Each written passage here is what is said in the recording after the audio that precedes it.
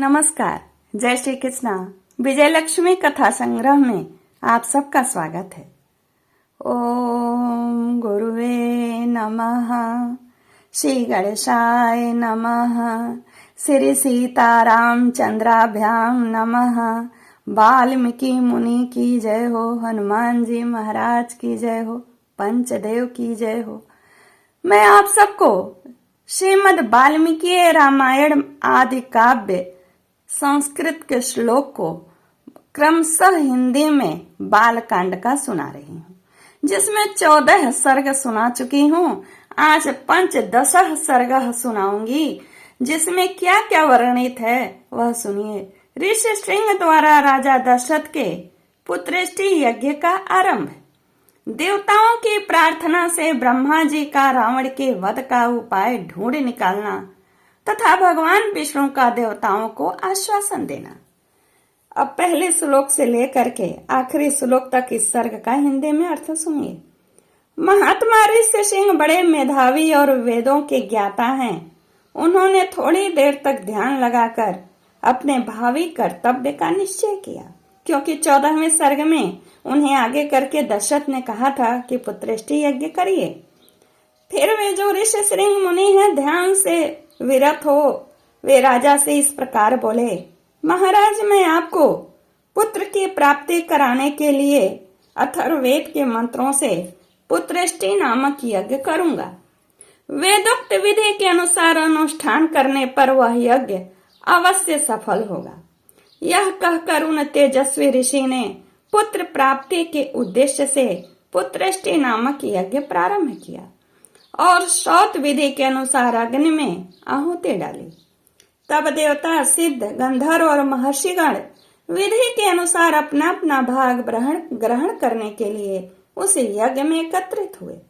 उस यज्ञ सभा में क्रमशः एकत्र होकर दूसरों की दृष्टि से अदृश्य रहते हुए, यानी किसी को दिखे नहीं, सब देवता लोककर्ता ब्रह्मा जी से इस प्रकार बोले। मतलब जहाँ यज्ञ हो रहा था वहीं अदृश्य रूप में देवता लोगों की सभा भी हो रही है। भगवान रावण नामक राक्षस से आपका कृपा प्रसाद पाकर अपने बल से हम सब लोगों को बड़ा कष्ट दे रहा है। हम में इतनी शक्ति नहीं है कि अपने पराक्रम से उसको दबा सकें। ब्रह्मा जी को सब लोग उद्लाहना दे रहे हैं। प्रभु, आपने प्रसन्न होकर उसे वर तो दे दिया है। तब से हम लोग उस वर का सदा समादर करते हुए उसके सारे अपराधों को सहते चले आ रहे हैं। उसने तीनों लोकों के प्राणियों के नाकों में दम कर रखा है। वह दुष्ट आत्मा जिनको कुछ ऊंची स्थिति में देखता है उन्हीं के साथ द्वेष करने लगता है। देवराज इंद्र को परास्त करने की अभिलाषा रखता है। आपके वरदान से मोहित होकर वह इतना उदंड हो गया है कि ऋषियों, यक्षों, गंधर्वों, असुरों तथा ब्राह्मणों को पीड़ा देता है और उनका अपमान करता है। सूर्य उसको ताप नहीं पहुंचा सकते उसके डर से। वायु उसके पास जोर से नहीं चलती है महाराज, जिसकी उत्ताल तरंगें सदा ऊपर नीचे घड़घड़ की आवाज से होती रहती है। वह समुद्र भी रावण को देखकर भय के मारे स्तब्ध सा हो जाता है। उसमें तनिक भी कंपन हलचल नहीं होती है महाराज। वह राक्षस देखने में बड़ा भयंकर है। उससे हमें महान भय प्राप्त हो रहा है। अतः भगवान, उसके वध के लिए आपको कोई न कोई उपाय अवश्य करना चाहिए। समस्त देवताओं के ऐसा कहने पर ब्रह्मा जी कुछ सोचकर बोले, देवताओं, लो, इस दुरात्मा के वध का उपाय मेरी समझ में आ गया। उसने वर मांगते समय यह बात कही थी कि मैं गंधर्व, यक्ष, देवता तथा राक्षसों के हाथ से ना मारा जाऊं। मैंने भी तथास्तु कहकर उसकी प्रार्थना स्वीकार कर ली। मनुष्यों को तो वह तुच्छ समझता था, इसलिए उनके प्रति अवहेलना होने के कारण उनसे अवध्य होने का वरदान नहीं मांगा। इसलिए अब मनुष्य के हाथ से ही उसका वध होगा। मनुष्य के सिवा दूसरा कोई उसके मृत्यु का कारण नहीं होगा। ब्रह्मा जी की कही हुई यह प्रिय बात सुनकर उस समय समस्त देवता और महर्षि बड़े प्रसन्न हुए। और इसी समय महान तेजस्वी जगतपति भगवान विष्णु भी मेघ के ऊपर स्थित हुए सूर्य की भांति गरुड़ पर सवार हो वहां आ पहुंचे। उनके शरीर पर पीतांबर और हाथों में शंख चक्र एवं गदा आदि आयुध शोभा पा रहे थे। उनकी दोनों भुजाओं में तपाए हुए स्वर्ण के बने केयूर प्रकाशित हो रहे थे। उस समय संपूर्ण देवताओं ने उनकी वंदना की और वे ब्रह्मा जी से मिलकर सावधानी के साथ सभा में विराजमान हुए।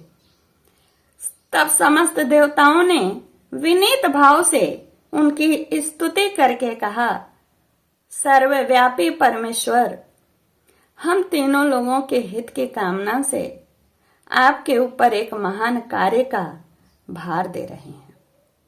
प्रभु, अयोध्या के राजा दशरथ धर्मज्ञ, उदार तथा महर्षियों के समान तेजस्वी हैं। उनके 3 रानियां हैं जो हरि, श्री और कीर्ति इन 3 देवियों के समान हैं।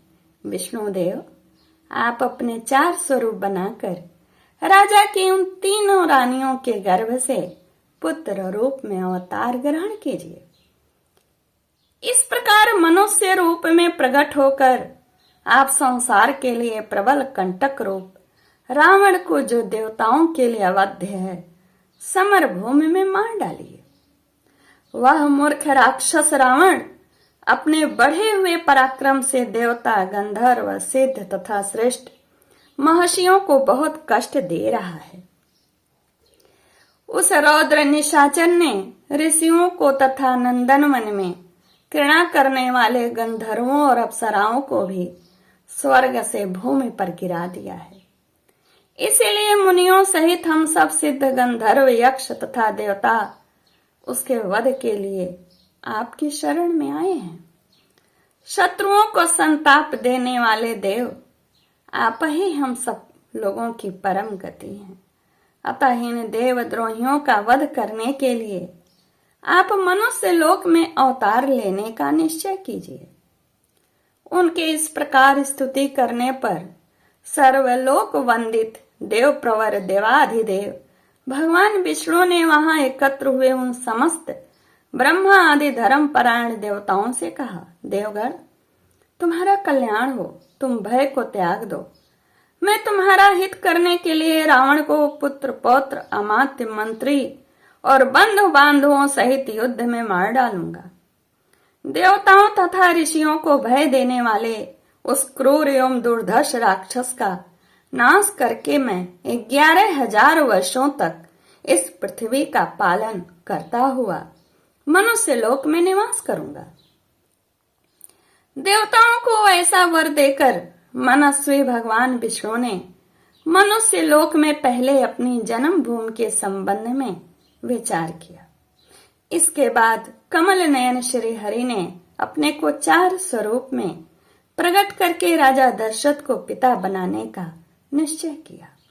तब देवता, ऋषि, गंधर्व, रुद्र तथा अप्सराओं ने दिव्य स्तुतियों के द्वारा भगवान मधुसूदन का स्तवन किया। वे कहने लगे, प्रभो, रावण बड़ा उदंड है। उसका तेज अत्यंत उग्र और घमंड बहुत बढ़ा चढ़ा है। वह देवराज इंद्र से सदा द्वेष रखता है, तीनों लोकों को रुलाता है।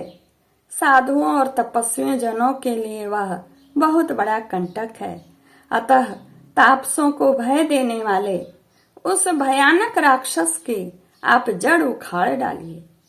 उपेंद्र, सारे जगत को रुलाने वाले उस उग्र पराक्रमी रावण को सेना और बंधु बांधवों सहित नष्ट करके अपने स्वाभाविक निश्चिंतता के साथ अपने ही द्वारा सुरक्षित उस चिरंतन वैकुंठ धाम में आ जाइए।